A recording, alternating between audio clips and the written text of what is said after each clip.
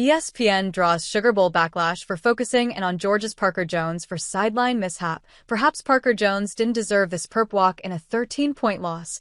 ESPN drew criticism for singling out and focusing its cameras late in the fourth quarter on Georgia's redshirt sophomore cornerback, who earned a penalty for colliding with a referee during the Bulldogs' 23-10 loss to Notre Dame in the college football playoff quarterfinal on Thursday night. Announcer Sean McDonough highlighted Jones' penalty with less than 2 minutes remaining before the camera then focused on Jones for a noticeable length.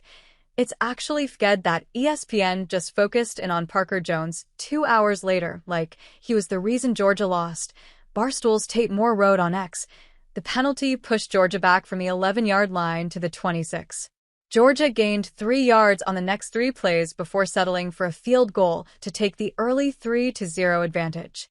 While the penalty didn't help, it's not as if the Georgia's offense did much after the big play. Those would be the only points Georgia scored until the Bulldogs tallied a touchdown with 9:36 remaining in the third quarter, with Notre Dame reeling off 20 straight points in between. Clearly the Bulldogs had many issues on this night, including allowing a second-half opening kickoff return for a touchdown. Yet ESPN singled out Jones late in the game, the one play that should not be forgotten. Well, certainly be talked about in the postmortems, is the play at the beginning of the second quarter. About a minute into the second quarter, scoreless game, see the official, the side judge, J.B. Garza, collide with someone on the Georgia sideline, McDonough said while the clip of the play showed before panning to Jones walking on the sideline. The play went to the 11-yard line, 67 yards, but the 15-yard penalty brought it back to the 25. That's Parker Jones, a walk-on cornerback who hasn't played in a game this year. He must be absolutely devastated. Wound up settling for a field goal, took a 3-0 lead.